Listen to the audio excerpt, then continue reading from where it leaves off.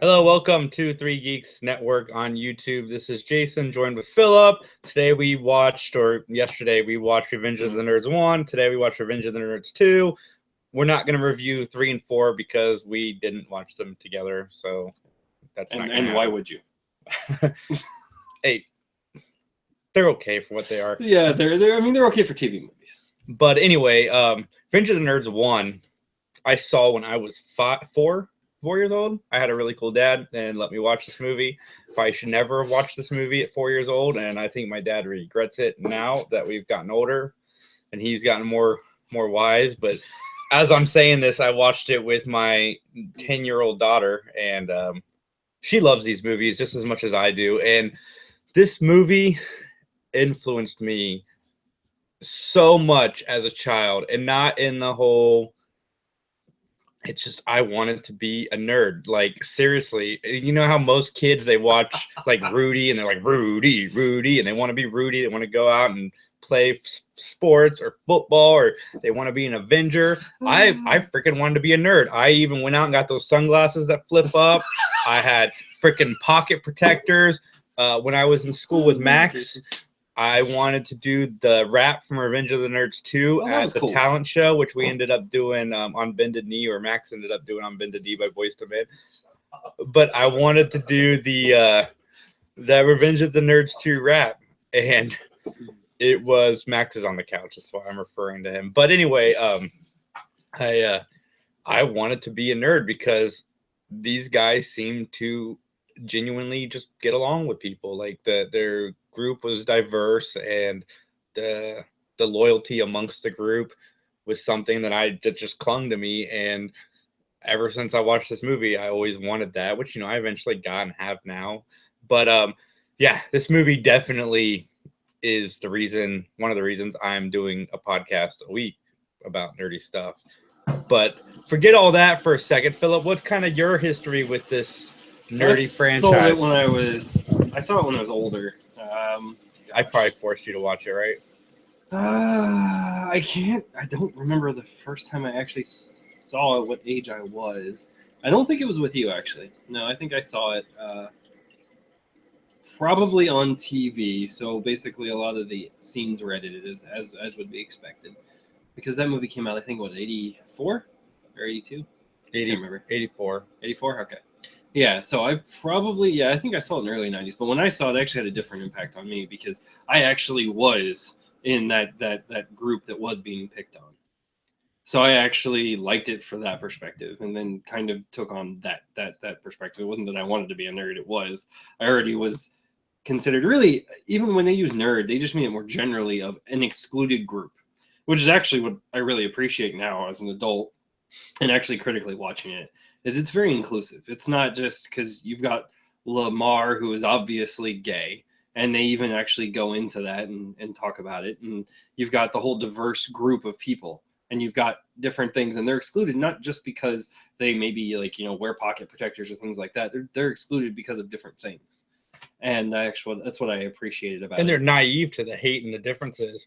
Like, there's a deleted scene where Gilbert and Lewis go to the Lambda conference in Vegas, which Lambda was an all-black fraternity until the nerds became a part of it. So they go to this thing in Vegas dressed in African clothes. Oh, that's right. I remember. Completely innocent. Like, they don't know what they're doing. Like, it's completely innocent, and they just go into this conference, and everybody is just staring at them. Yeah.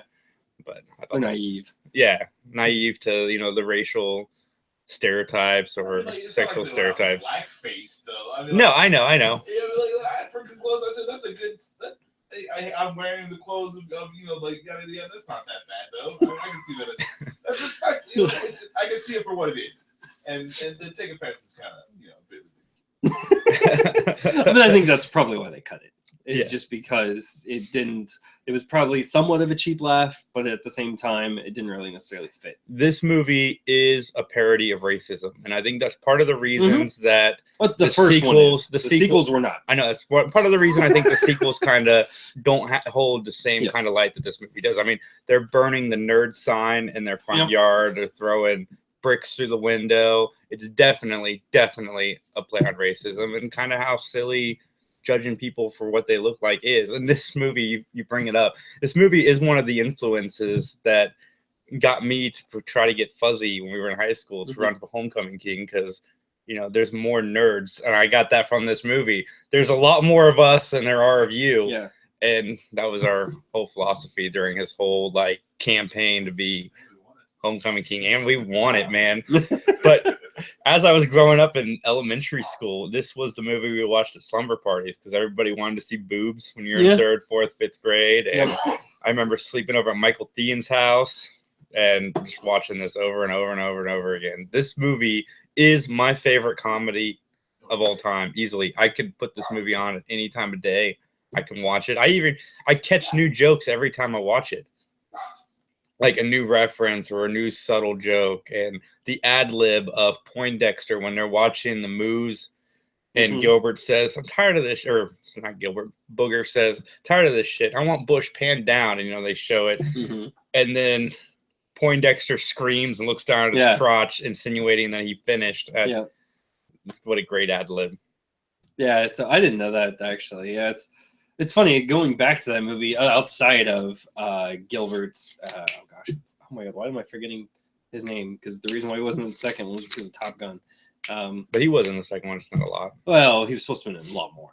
But anyways, because outside of him, Poindexter, the actor, I can't remember, Gary something, is really good at doing these random little moments of kind of getting, because Poindexter in general would be a very flat character. Putting almost anyone, he's just supposed to pretend to be blind and can't say anything, and his humor is the physical humor, and kind of like when they have the party scene, that's a lot of fun. Timothy Busfield, that's what it was. Because I know he's he's more famous now than he was back then, especially on TV. But and so it's kind of like those little moments that they managed to capture, and I guess they even do touch on the naivete of their racism when. Their ignorance, really, not really racism. The naivety of their ignorance, because when he goes to play music, he plays. it's a joke, but it's bad. Yeah, because he wants to make the two lambdas feel at home with the two big black guys. President Ewan Jefferson. And so he throws a "Swing Low, Sweet Chariot" on the record player. And immediately, Lamar, the only guy who is black, he runs over and changes it. Gives them a sympathetic look, like, "I'm sorry, man. You don't know better. These guys don't get it." And so, I mean, and I guess you kind of got that moment there, and I think that was enough to kind of give you that they just want to have everyone be involved, and I think that's the heart the first one has, and I think Gilbert's character brings some of that. He makes that a little bit more level because Lewis is just a hilarious, like, over-the-top character. No, Gilbert is definitely the center. But and John Goodman in this movie, like, John Goodman is good at everything, and even in this movie, he's trying his heart out to be a dick coach, football coach. We'll talk about the elephant in the room. Lewis getting with Betty, essentially, it's rape. It is rape, not essential rape. Straight up. I mean, I get the message that they're sending. Yeah, it doesn't play. It doesn't play well in these days where everybody's so PC. Not even just PC, but it's just. It's somebody else and had sex with a chick under false pretenses. What's wrong with that? Says Bill Cosby.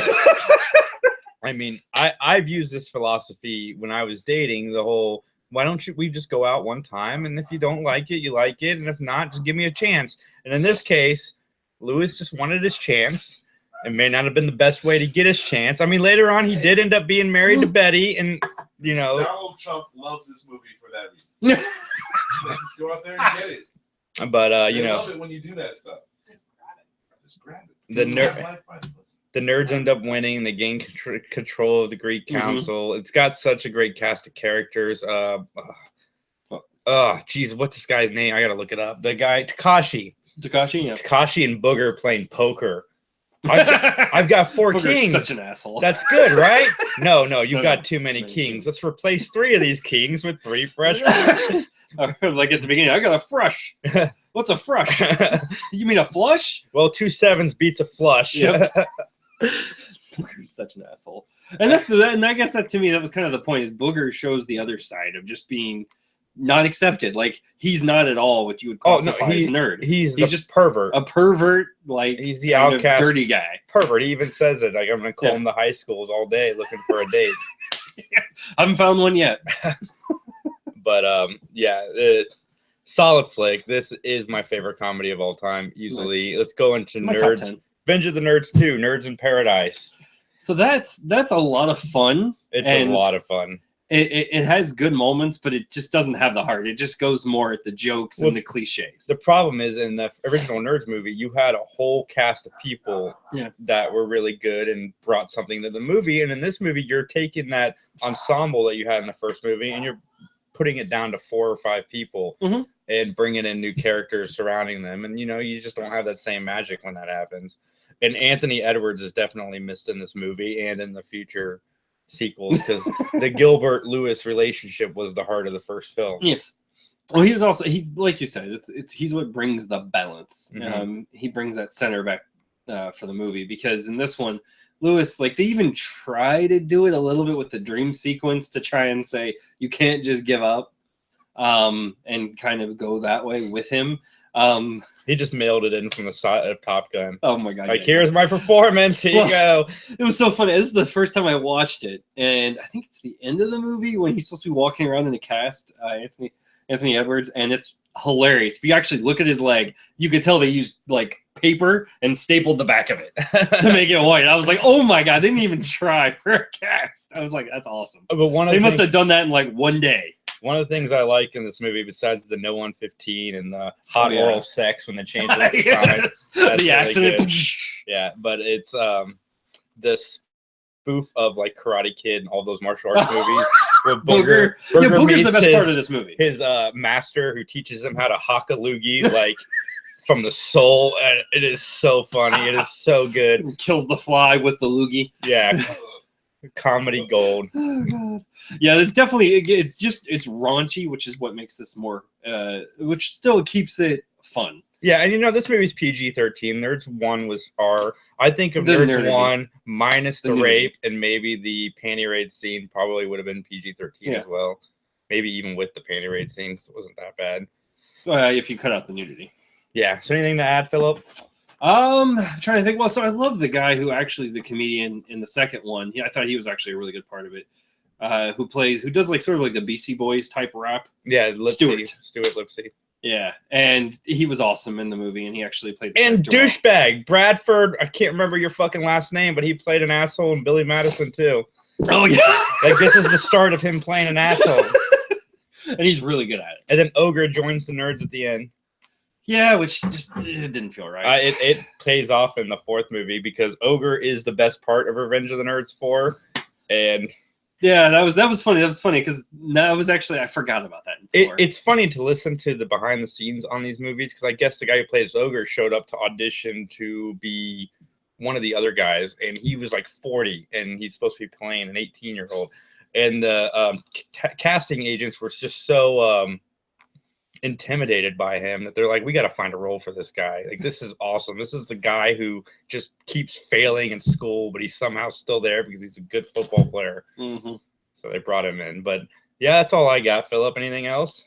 No, definitely check out the first one if you've never seen it, and the sequel is worth watching. The other two, if you find them, watch them, but don't go out of your way. I watched Revenge of the Nerds 1 through 4 because I really like 1 and 2, and I'd watch them on repeat. So I continue the franchise until I'm done because 4th one leaves me not necessarily needing to come back for more right away. So the 4th one was the Smell-O-Vision, right? Yes. I remember that Smell-O-Vision. They had it at Subway. My an old friend when I was in elementary school, Dustin Wade, got it for me and gave it to me. And we'll leave you with that. That was an experience. Married with Children was in Smell-O-Vision too. I didn't know that. I didn't keep up with it. Nerds 1's a 9 out of 10 for me. Nerds 2 is a 7 out of 10 for me. And Nerds 2? Yeah. Yeah, it's decent comedy for what it is, Max. I mean, I actually don't disagree with him on the 7. Like, it's not a high 7. It just sneaks in there just because it's got the funny moments and it actually keeps you interested. It's not too long. It's done just the right amount of time. But there's no heart. And then there is a plot. So that's, at least to me, for a comedy, as long as it's got funny jokes, keeps you going and keeps it moving, and it has a cohesive story, I'll give you a 7. Well, thanks for watching me and Phillip's reviews. We're doing Back to the Future trilogy next. I don't know when that's going to happen, but Max might pop into some of these, and Max will just be the disembodied voice that'll be in these. He'll just be around, bringing in comments, letting us know if something's racist or not. It'll be a good time.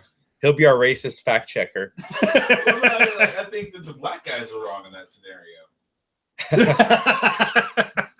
If they came in, like, it's not a joke. They weren't wearing the outfits as a joke. They were wearing it to be respectful. Yeah. So that's a really good thing. That's going a long way to try. Respectful might be a stretch. They were wearing it because that's what they should do. That's what I'm saying. They're like, hey, you're not like, oh, I'm just gonna wear my t-shirt and jeans. I don't, they're like, well, let's go get the outfit for the party. I get it. They weren't like sitting in a makeup chair making their faces black and then putting this stuff on. Yeah. So I was like, like, just like, hey, good job, guys. Like, you didn't need to wear a dashiki, but you did. So awesome. More power to you. We are the Three Geeks Podcast. We will be live at 8 o'clock or 7 o'clock tonight. I keep forgetting about our time change. Sports Nerds is a part of the original or normal podcast as well. So tune in for that 2 hours of fun. We do the Unorthodox podcast. This is Most Unorthodox. We do that on Tuesdays or Wednesdays whenever we have a freed up schedule. Go to audibletrial.com for all of your audiobook needs. We just got an announcement of an X-Files season 11, but while you're waiting for that, you can get an audio dramatization of an X-Files story done by the cast of the X-Files to tide you over until then. audibletrial.com/3geeks. We sell t-shirts. Check out the link in the description of this video. iTunes, hit that subscribe button. We've got a lot of you subscribed to us on iTunes. Thank you, thank you, thank you. If 10% of you would leave us a review, that would be amazing. So from all of us at Three Geeks Podcast, have a good night.